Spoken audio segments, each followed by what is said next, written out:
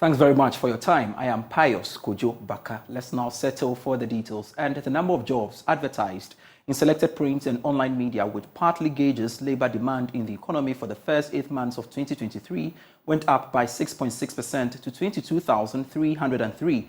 That's according to data from the Bank of Ghana. More in this report.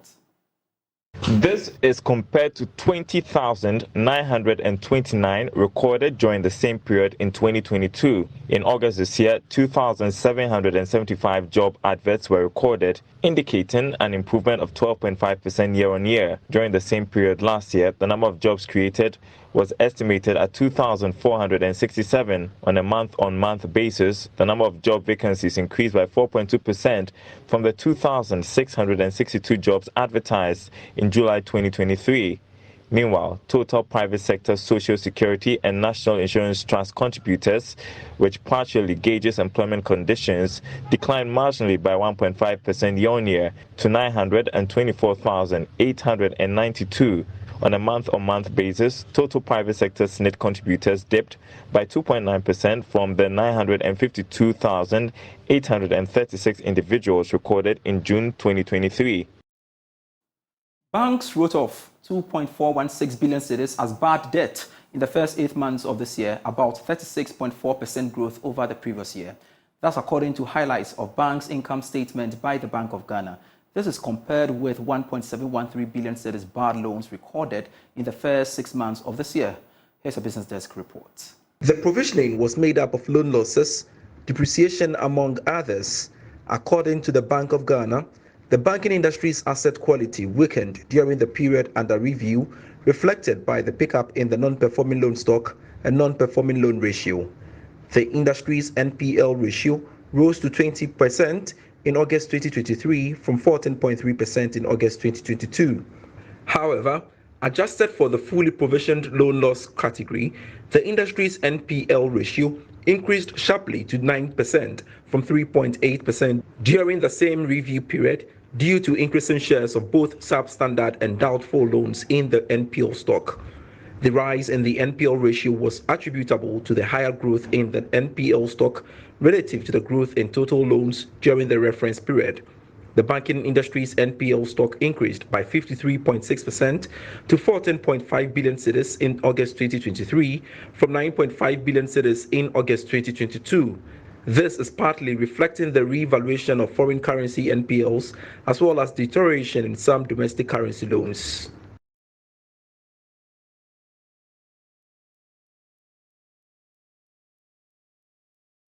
Ghana Revenue Authority has closed down a Chinese cement manufacturing company, Seoul Cement, for not paying taxes. The company is estimated to owe over 700 million cedis. The tax enforcement team of the Ghana Revenue Authority went to the site of the company to lock it up after conducting a tax audit. Leader of the operation, Joseph Annan, told journalists that the facility will remain closed until further notice, after which the necessary legal procedures will commence. The 709 plus million Ghana cedis is a summary of different types of taxes, interest and penalties. They owe from VAT, the levies, CIT, interest, and they even suffered penalty for misleading statements. All that totaling 709,686,828.35 Ghana cedis, pesos, sure. And all the internal processes have been exhausted. All the notices have been duly served. So we came here this afternoon under the instruction of the Commissioner for Domestic Tax Revenue Division. And for us, I always say that we are men under instructions. What we are taxed to do, we'll do it and do it well. So we have come, we have sealed off the place. If they are able to mobilize enough funds to settle the debt, we'll open for them.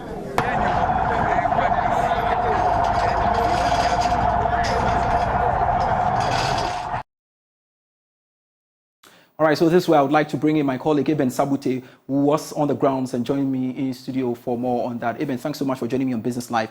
Really, how were they able to evade taxes for the past 2 years? Okay, so let me put it on record that it's not just about the taxes that they evaded, but this includes penalties as well, because, you know, when you are served, when the GRA served you, that this is the amount of money you are owing, and you don't pay up to a certain point, the penalties accrue onto it. Apart from the penalties, there were levies also, there were VAT, there were corporate income taxes, and all that. And this was like about 3 years. I think it started from 2019 up to 2022. So it was about 2 to 3 years. So that's how come it's accumulated to that level. And before the GRA moved in, the company raised an objection. Okay. But according to the GRA, they didn't meet the requirement. You know, before you could be able to raise an objection for a fair hearing, you should meet a certain requirement. Like you are supposed to pay a certain amount of the money that they raised, or the questions they raised. But the company have not been able to pay this money. They have also not been able to meet some of the other requirements per the tax laws. So the GRA rejected the objection. And after rejecting the objection, they also did a misleading statement. You know, you have to, as a company or as a business, you have to present a report, a financial report to the GRA and all that. So they put in all this and they audited their accounts and all the CIT and the levies that they were owing. And that's how come we got to this level. I see. This is a big business when you talk about Soul Cement. Now, what will this mean for the business and, of course, its operations? So as at the time we're leaving the premise, about 300 of its companies were just living, like they were going home virtually, because work has come to a halt and there's nothing you can do. When we got there, the order was that everyone should move out of the premises. And I don't know whether you could hear from the sound, but there was a siren all over the place. That wherever you are, whichever corner, whatever work you are doing, you should stop immediately and move out of the place. But let me also place on record that by the time we're leaving, they had their lawyers in. So their lawyers were speaking to the head of the operations team. But he didn't listen to them. He asked them to speak to the head office, which means they are going to call either the Commissioner General or the Commissioner General in charge of domestic tasks to resolve whatever issues is going to be. But I can say that the immediate impact now is job losses, a bit job losses, you know, because all these guys, I can count, at least in my estimation, about 200 to 300 of them, they will have to go home today. And if, I don't know what the situation will be, but if the company is not open the whole of the week, then it means they are losing their daily bread in a way, or their livelihoods for the week. It's you know, yes. So that's the situation over there at the Tema North Industrial Area. Finally, do we know where next for the GRA? So according to the commissioner, if the company decided not to come forward, then it could be either the state will liquidate the company, the state could auction the company even to, you know, get the monies that they own. And at the end of the day, whatever you want to do with the company, they go through the legal process. So these are all legal matters. These are all under the tax law. So I'm sure they will deal with it. I'll keep an eye on that and keep updated in our subsequent bulletins. Thanks so much, Eben Sabute, my colleague here at Joy Business. Let's move away from that and touch on the story. The Minister of Tourism, Arts and Culture, Dr. Ibrahim Awal Mohammed, is urging businesses operating in the tourism industry to improve on customers' delivery in their various organizations. According to him, Ghana expected to receive about 120,000 tourists in December. The country could generate significant revenue if businesses improve on their service delivery. He spoke to Joy Business at the grand outdooring of the 20-year vision of Lakeside Marina Park. Africa is, in terms of customer care, once we're attracting visitors, we don't have good customer care. You go to hotels, restaurants, they just serve you, they don't care. You know, it's not the best in tourism. So we are training 6,000 tourists in terms of culture, customer care, upgrading their skills so that they can improve upon services when people come in. And we're also making them bilingual. So we are training our people in French alongside the English that they have. After French, we are going to go to Portuguese and Chinese. So that whoever comes around the world, come to Ghana, we'll train them. We have what we call December in GH. This is, we're expecting 120,000 people in Ghana. 120,000 people. Each person spending $3,000. How about that would generate for Ghana's economy and jobs? we're going to get a lot of visitors coming to Ghana. Ghana is now #1 destination in West Africa for tourism. #1.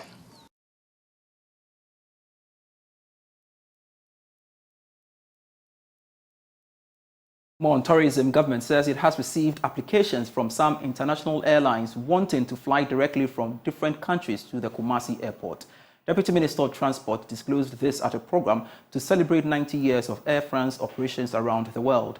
George Yafe has the rest of the story. The event brought together clients of the airline, partners, the business community, as well as members of the diplomatic corps to celebrate the existence of Air France since 1933, as it has been one of the major airlines in flying passengers all over the world to their various destinations.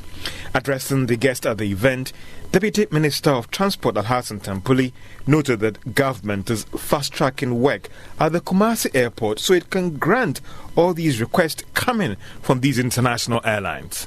With the Kumasi International Airport Terminal building and then other accessories, what we are left now, in order for us to be able to reach 100% completion, is to demolish the current terminal building and then finish up with the air traffic control tower, expand the runway a bit, and I believe Kumasi International Airport would also be inaugurated to international travel.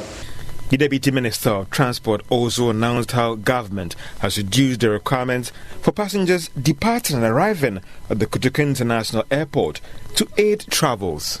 All in all, we had about 13 different steps.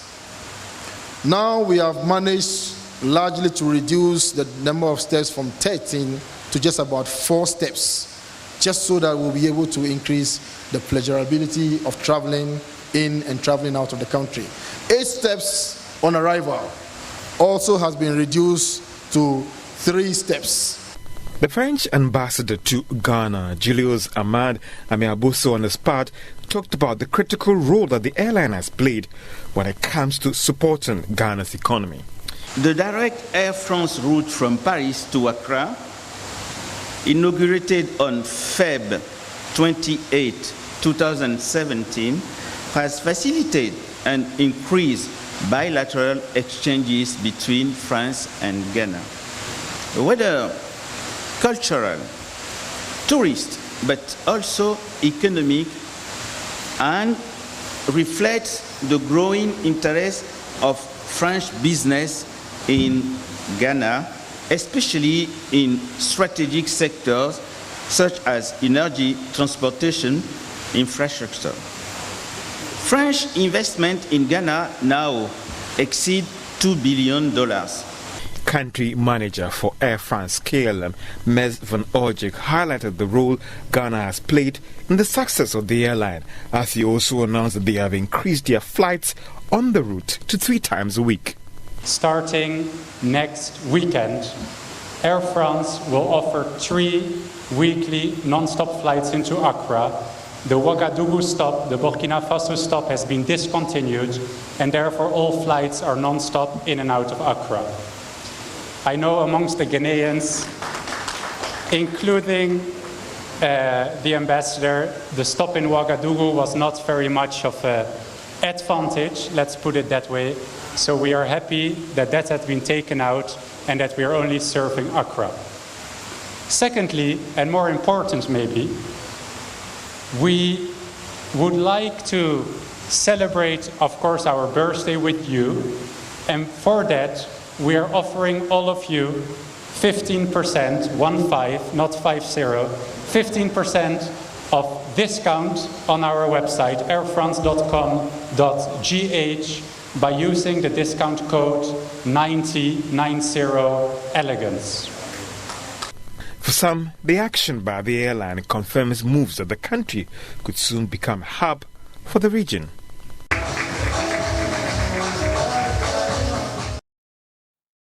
While longer within the industry, and air passenger travels into Ghana has surpassed the pre-pandemic levels. Government now puts the number at more than 1 million passengers compared to about 40,000 in January 2021.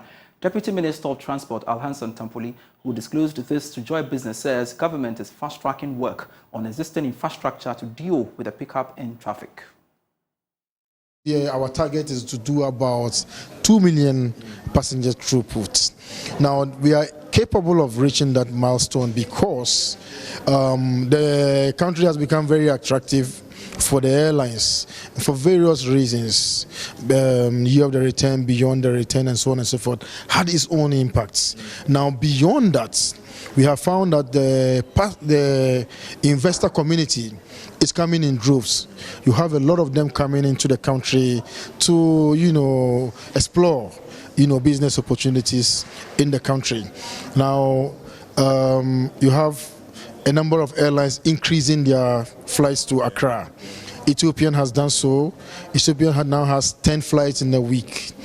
BA is about to also launch Accra Gatwick, in addition to Accra Heathrow, making their flights beyond the 7 that we have currently. They are increasing to about 14 flights in a week. You understand?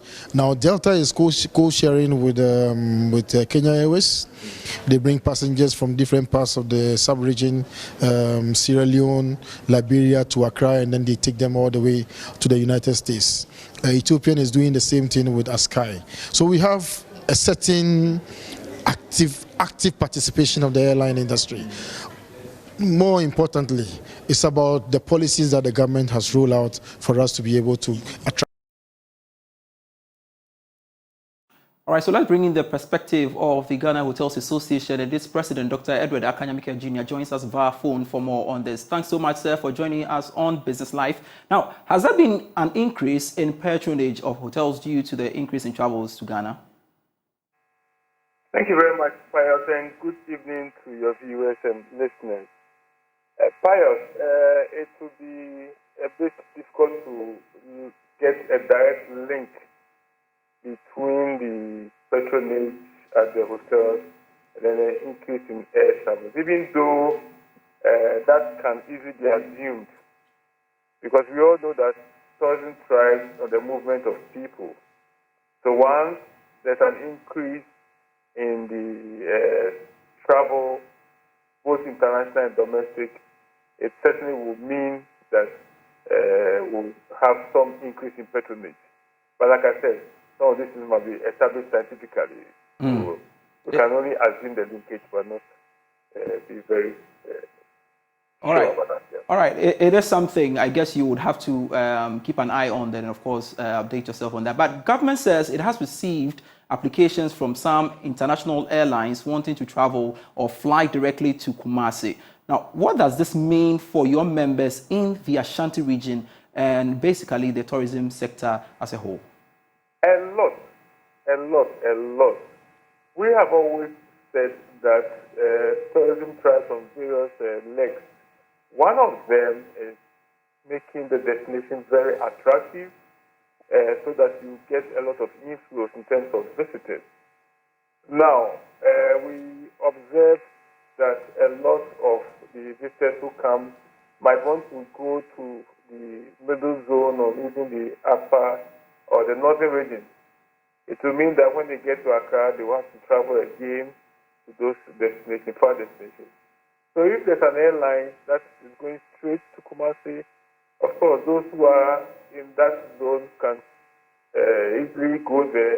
And we're even praying and hoping that very soon the the Tamale Airport will also be included. It opens up our tourism opportunities. It also means that there's a good spread of patronage across the country. Because sometimes some of the facilities outside Accra accuse Accra of hosting almost everything. Okay, so if the system is opened up in this way, and you can have guests or visitors going to any part of the country easily through flights, why not? It will certainly ensure that we have higher patronage. I see. Thank you very much. Dr. Edward Akanyamike Jr. for your time here on Business Live. And of course, we shall come to you when we need more clarification on this matter. But let's switch topics to some other stories we have for you. The Democratic Republic of Congo, Central African Republic, Chad, and Sudan are identified as the African countries most susceptible to regime change. Now, additionally, nations like Burkina Faso, Gabon, Guinea-Bissau, and Niger have recently experienced coup ranked lower on the stability scale. Now, Ghana has been classified as stable. However, the risk indicators, including CDR depreciation, rising poverty levels, and spiking cost of living, puts the country in difficult situation. Thankfully, we've been joined via Zoom by Ekimenes Ifeong, partner at Head of Research at SBM Intelligence in Lagos, to discuss the impact of these risk factors on the country. Basically, let's focus on Ghana. Thanks so much, sir, for joining me here on Business Live. Tell us more about these risk reports, especially your findings on countries that have recently experienced coup. Thank you so much for having me. So what we tried to do with this report, the Africa Country Stability Risk Index, or ACIRI as we like to call it, was to basically rank all sub-Saharan African countries based on their potential for violent regime change. Now, you and your listeners are well aware of the fact that this year we've had a coup d'etats in Niger and in Gabon. West and Central Africa since 2020 has re-emerged as sort of the world's coup belt.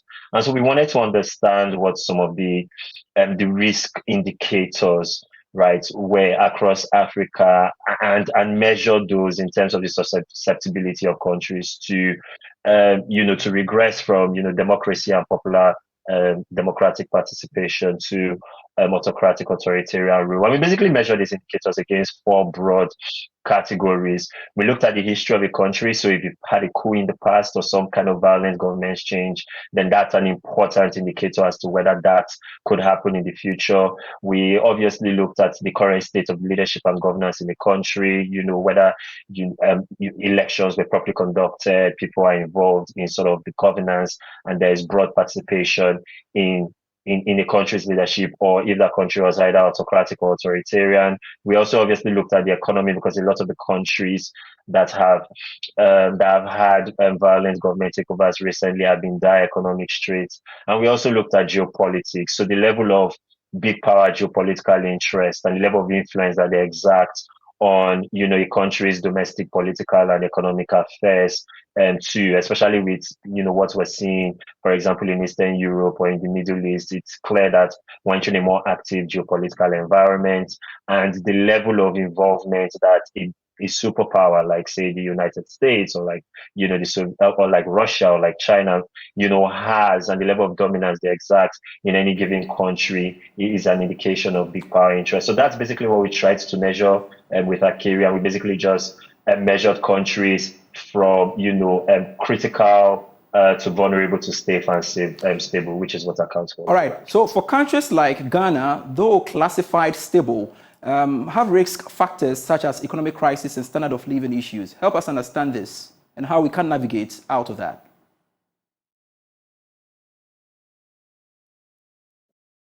Yeah, so the general way we look at this, right, is that a country with, a stable and a prosperous economy is much more likely to be democratic, is much more likely to be free and open, and, its government is less likely to be the target, rather, of opposition or malign, right, elements, right, as it were. So the key challenge, right, with Ghana is that while Ghana scores pretty well on indicators like leadership and governance, you've obviously had a consistent and a peaceful change of of power and governance since 1992.